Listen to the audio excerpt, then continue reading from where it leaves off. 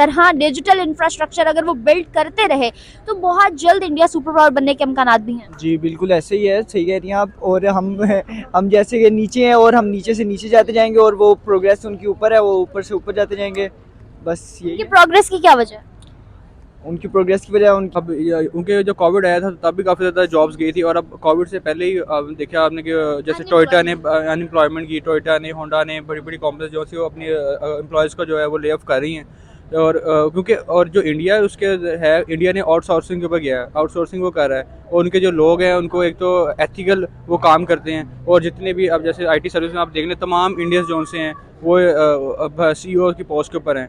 और वो लोग पूरे एज अ नेशन जो है उनको पता लग गया कि हमारा फ्यूचर जो है वो आईटी है, और उसके ऊपर वो काम कर रहे हैं। यूनिटी के साथ चल रहा है। यूनिटी के साथ चल रहे हैं। सीईओ देखें गूगल का, वो भी इंडियन है। एजुकेशन सिस्टम बहुत एडवांस है। जैसे मेरा तलक गुजरांवाला से है, तो आप देखेंगे गुजरांवाला में सिर्फ 2 यूनिवर्सिटीज़ हैं, जिसके लिए उधर भी इतनी वो एजुकेशन नहीं है, यूनिवर्सिटीज़ बहुत कम है। उसकी वजह से अब मुझे देखें लाहौर इधर आना पड़ा है। मैं इधर लाहौर पढ़ रहा हूँ, तो मतलब अच्छा, और अगर बात करूं इंडिया की तो आप देखो कि हर चीज़ उन्होंने कन्वर्ट कर ली है डिजिटली। चाहे उनकी ट्रेन्स हैं, चाहे उनके प्लेन्स हैं, चाहे उनके मतलब समंदर से लेके आसमान तक जितना कुछ उनकी कंट्री में है ना साहब, हर चीज़ डिजिटली कन्वर्ट हो चुकी हुई है। इन तमाम चीज़ों को मद्देनजर रखते हुए क्या एनालिसिस करते हो? मतलब कि वो इनोवेशन को फॉलो कर रहे हैं, टेक्नोलॉजी को फॉलो कर रहे हैं। हम अभी कोशिश की है अपने, उन्होंने गवर्नमेंट के जो अपने इनके अदारे हैं उनको वो लेके गए हैं, डिजिटलाइज किया है। जैसे हमारे पाकिस्तान के अंदर अभी भी देखने का नादरा जो है उसका भी रिकॉर्ड सेफ नहीं है। या जैसे अब हमने एम टैग का बहुत ज़्यादा था कि एम टैग लगाएं, लेकिन जो एम टैग वाली लाइन में वो दूसरे लोग आ जाते हैं, लेकिन उनको फ़ायदा ही नहीं होता। यानी गवर्नमेंट लेवल पे भी और रेलवे के अंदर आप देख लें, रेलवे का है, और हर जगह इंफ्रास्ट्रक्चर पाकिस्तान में रेलवे हमारा बहुत पथाटे हालत में है। उसके अंदर डिजिटली कुछ ऐड करने की, इनोवेशन करने की तो बहुत दूर की बात है, हमने उसको नॉर्मली स्टेबल भी नहीं किया।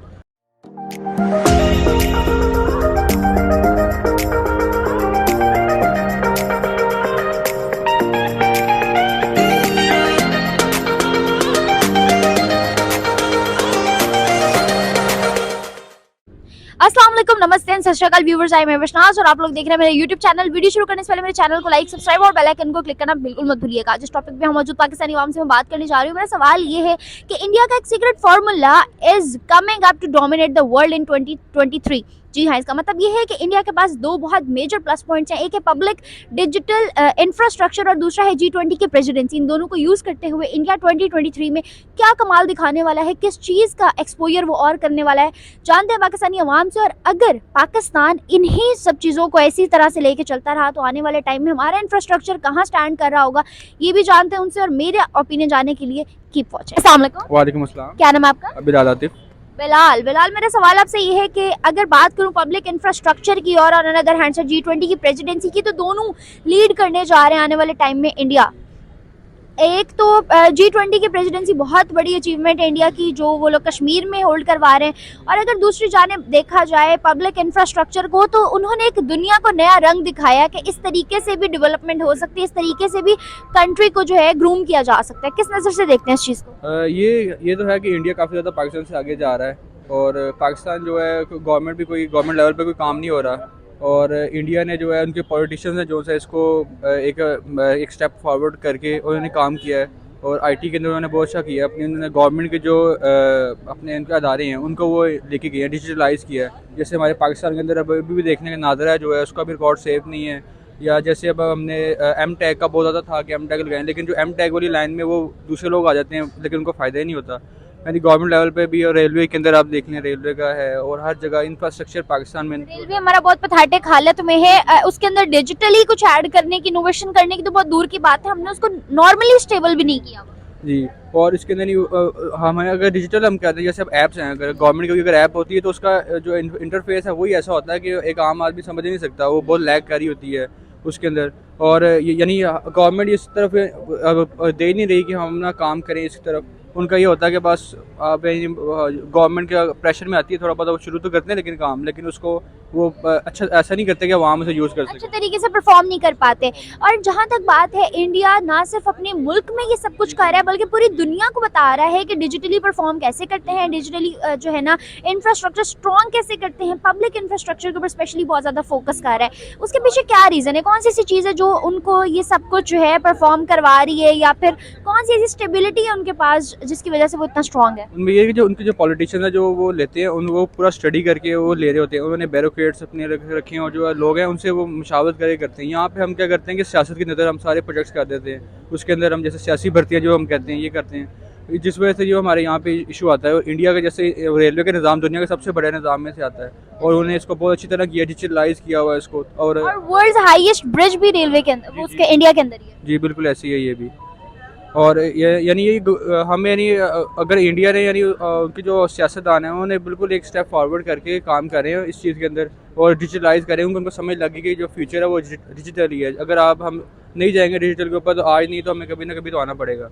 जैसे अगर कोविड की बात की जाए तो आने वाले टाइम में आपके सामने है कि कोविड को हम किस तरह से डील करेंगे और वो लोग किस तरह से कर सकते हैं। अंदर बैठ के वो अपना पूरा बिजनेस चला सकते हैं, मगर हमारे यहाँ अभी तक 4G की सर्विसेज ही नहीं आती। जी जी। जैसे अब उनके जो कोविड आया था तब भी काफ़ी ज़्यादा जॉब्स गई थी और अब कोविड से पहले ही देखा आपने कि जैसे टोयोटा ने अनएम्प्लॉयमेंट की, टोयोटा ने, होंडा ने, बड़ी बड़ी कंपनीज जो सी वो अपनी एम्प्लॉयज़ को जो है वो ले ऑफ कर रही हैं। और क्योंकि और जो इंडिया है उसके है, इंडिया ने आउटसोर्सिंग के ऊपर गया है, आउटसोर्सिंग वो कर रहा है और उनके जो लोग हैं उनको एक तो एथिकल वो काम करते हैं और जितने भी अब जैसे IT सर्विस में आप देख लें तमाम इंडियंस जो से हैं वो CEO की पोस्ट के ऊपर हैं और वो लोग पूरे एज अ नेशन जो है उनको पता लग गया कि हमारा फ्यूचर जो है वो IT है और उसके ऊपर वो काम कर रहे हैं, यूनिटी के साथ चलते हैं। यूनिटी के साथ चल रहे हैं। आने वाले टाइम में अगर हम भी वहाँ कहीं स्टैंड करना चाहते हैं या खुद को मनवाना चाहते हैं, डिजिटली खुद को कुछ आगे लेके आना चाहते हैं, तो कौन से इकदाम हैं जो हम कर सकते हैं? ये तो सबसे पहले तो हमें होना चाहिए कि मैट्रिक लेवल के ऊपर ही हमें गवर्नमेंट की तरफ से होना चाहिए कि एक तो इंटरनेट, सबसे पहले तो चीज़ है कि इंटरनेट की सर्विस जो सी है वो होनी चाहिए यहाँ पे, क्योंकि बहुत से जैसे अभी लाहौर देखने के, लाहौर के अंदर भी बहुत सी जगह ऐसे जहाँ पे इतना सिग्नल्स नहीं आते आपके, तो यानी पहले तो इंटरनेट की सर्विस दे गवर्नमेंट, इसको सब्सिडी हमें इंटरनेट के ऊपर देनी चाहिए, ना कि जो दूसरे हम जो इतनी ज़्यादा यूज़ नहीं आती चीज़ें, इंटरनेट फ्री करना चाहिए ताकि आम आवाम जो है जो गरीब है वो भी इस तरफ आ सके, उसको सीख सके। और हम स्टूडेंट को हम पूरा एक कोर्स होना चाहिए इसके अंदर, जैसे हम बाकी कोर्स लेके आते हैं कि IT के अंदर आप कैसे यूज़ कर सकते हैं और फ्रीलांसिंग जैसे है और बाकी जो स्किल्स हैं बहुत ज़्यादा मार्केट के अंदर आ रहे हैं, तो गवर्नमेंट लेवल के ऊपर हमें ट्रेनिंग होनी चाहिए। इंक्यूबेशन जो सिस्टम है वो होना चाहिए, जैसे इंक्यूबेटर्स होते हैं वो हों गवर्नमेंट की तरफ से और स्टार्टअप के ऊपर गवर्नमेंट जो फंड करे। ऐसा ही है। थैंक यू सो मच, बहुत अच्छा लगा आपसे बात करके, आपकी राय जान के चलते हैं बाकी रुक जाने पर देखने हैं किस बारे में वो क्या रहा है। अस्सलाम वालेकुम। वालेकुम सलाम। क्या नाम है आपका? हसन सतार। हसन सतार, मेरा सवाल आपसे ये है कि इंडिया जो है पब्लिक डिजिटल इंफ्रास्ट्रक्चर पे कन्वर्ट होता जा रहा है आने वाले टाइम में, एक बहुत ही जो है सीक्रेट मिशन के तहत वो लोग यहाँ तक पहुंचे। On another hand side G20 की प्रेसिडेंसी भी आपको शायद पता होगा कि उनके पास है, आने वाले 2023 की वो जो है G20 की प्रेसिडेंसी को लीड करते हुए कश्मीर के अंदर G20 की मीटिंग की जाएगी। इन तमाम चीज़ों को मद्देनजर रखते हुए आप कहाँ स्टैंड करता देख रहे हैं 2023 में इंडिया के डिजिटल इंफ्रास्ट्रक्चर? इंडिया को आप देखें अब मतलब पाकिस्तान में अब देखें ना, इसलिए इतना पीछे है, इधर एजुकेशन सिस्टम आप देखा जाए कि इसी वजह से आप देखें इंडिया इतना आगे चले गया। जैसे आप CEO देखें गूगल का, वो भी इंडियन है, एजुकेशन सिस्टम बहुत एडवांस है। जैसे मेरा तलक गुजरांवाला से है, तो आप देखेंगे गुजरांवाला में सिर्फ 2 यूनिवर्सिटीज़ हैं जिसके लिए उधर भी इतनी वो एजुकेशन नहीं है, यूनिवर्सिटीज़ बहुत कम है। उसकी वजह से अब मुझे देखें लाहौर इधर आना पड़ा है, मैं इधर लाहौर पढ़ रहा हूँ।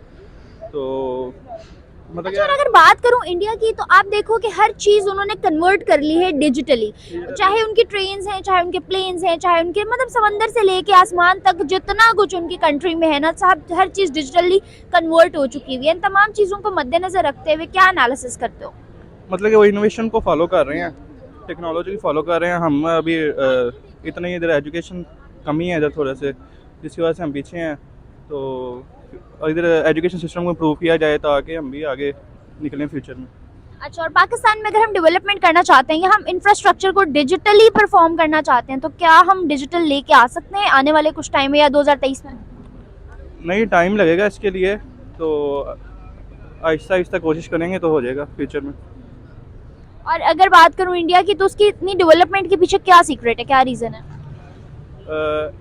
बेसिकली उनकी तो वो एजुकेशन उनकी अच्छी है, हमारे से काफ़ी अच्छी, क्योंकि उनकी यंग जनरेशन को एजुकेट बहुत अच्छा किया जा रहा है।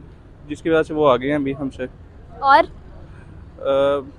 मतलब कि वो उनके उनके प्लान्स अच्छे हैं हमसे, काफ़ी बिजनेस माइंड के साथ चल रहे बिजनेस माइंड के साथ चल रहे हैं, इनोवेशन को फॉलो कर रहे हैं। हैं। वालेकुम क्या नाम है आपका? फैज़ान। फैजान, मेरा सवाल ये है कि आपको पता है डिजिटल का बहुत ज़्यादा दौर आ गया और पब्लिक डिजिटल इंफ्रास्ट्रक्चर के तहत इंडिया जो है 2023 में भी बहुत से प्रोजेक्ट्स सोच के बैठा हुआ है और 2022 की अगर बात करें तो बहुत ज़्यादा तरक्की की है उन्होंने इस चीज़ पे। G20 की मीटिंग की प्रेसिडेंसी भी आने वाले टाइम में कश्मीर में वो लोग हेल्ड करवा रहे हैं, वो भी उनके पास है होल्ड। क्या राय रखते हो? डिजिटल हर चीज़ वो लोग अपनी कंट्री में डिजिटल करते जा रहे हैं और पाकिस्तान कहीं भी स्टैंड नहीं कर रहा। क्या फ्यूचर हो सकता है आने वाले टाइम में? ये हमारे लिहाज से ये अच्छी न्यूज़ तो नहीं है, ये जो आपने जैसे कि आपने बताया, और ये पाकिस्तान इसमें मतलब कि सही नहीं कर रहा, मतलब कि हमारा लॉस ही है और ये हम मतलब कि नहीं डेवलप नहीं कर पाएंगे ऐसे सही। इंडिया की अपनी कंट्री के लिए कितनी बेनिफिशियल चीज़ है? काफ़ी है, काफ़ी ज़्यादा ये, और हमारे लिए नहीं है क्योंकि हम नहीं कर रहे। आप जैसे आपने जैसे कहा डिजिटल मार्केटिंग हमारी उसमें नहीं है कश्मीर वाली साइड में, और उनकी अगर साइड में है तो उनके लिए काफ़ी ये पॉइंट है। किसी भी कंट्री में का इंफ्रास्ट्रक्चर स्ट्रॉन्ग होना बहुत बड़ी बात है और अगर पब्लिक डिजिटल इंफ्रास्ट्रक्चर हो, मतलब ये कि जैसे वो PDI पे और G20 पे उन्होंने इतना ज़्यादा काम करके उसको यहाँ तक वो ले आए हैं, तो आने वाले टाइम में भी हमें बहुत से मिशन नज़र आ सकते हैं। तो किस नज़र से देखते हो आप इस चीज़ को? आपको क्या लगता है कि जो है इस तरह डिजिटल इंफ्रास्ट्रक्चर अगर वो बिल्ड करते रहे तो बहुत जल्द इंडिया सुपर पावर बनने के इम्कानात भी हैं? जी बिल्कुल ऐसे ही है, सही कह रही हैं आप। और हम जैसे कि नीचे हैं और हम नीचे से नीचे जाते जाएंगे और वो प्रोग्रेस उनकी ऊपर है, वो ऊपर से ऊपर जाते जाएंगे। बस यही उनकी प्रोग्रेस की क्या वजह है? उनकी प्रोग्रेस की वजह उनकी अच्छी एक वो अच्छी उनकी सारा कुछ, मतलब कि वो सारा उनकी जो है जो भी है क्या क्या जो भी क्या उनकी सारी ये जो भी चल रहा है, ये पॉलिटिशियंस उनकी सारा कुछ वो अच्छा एक स्टैंड, पॉलिटिकल स्टेबिलिटी हाँ है। जी उनकी अच्छी एक है, वो अच्छी स्टैंड लेते हैं और हमारी मतलब कि उनसे कम है। बस यही एक वजह है। ओके व्यूवर्स, एज गजब सिंह की हमने लिए पाकिस्तानी अवाम की जवाबात और देखे उनके रिएक्शंस कि उनको क्या लगता है इंडिया का इंफ्रास्ट्रक्चर और सीक्रेट फार्मूलाज जिन पे वो काम करके यहाँ तक पहुँचाने वाले टाइम में कहाँ स्टैंड करता देख रहे हैं मुझसे। और अगर बात की जाए पाकिस्तान की, तो पाकिस्तान कहाँ स्टैंड कर रहा है या कहाँ लैग कर रहा है, ये थी अवाम की राय और उनके रिएक्शन। और अगर जानी जाए मेरी राय, तो मुझे ये लगता है कि पाकिस्तान आने वाले टाइम में स्टैंड कर सकता है अगर 2023 के प्लान में वो भी डिजिटल चीज़ों को ज़्यादा फॉर्मुलेट करे, इनोवेशंस को लेकर आए और अपने जो मौजूदा इंफ्रास्ट्रक्चर है उस पर काम करे। इसके साथ साथ आज की वीडियो से मुझे इजाज़त। फर्दर वीडियोज़ के लिए मेरे चैनल को लाइक, सब्सक्राइब और बेल आइकन को क्लिक करना भी मत भूलिएगा। तब तक के लिए अल्लाह हाफ़िज़।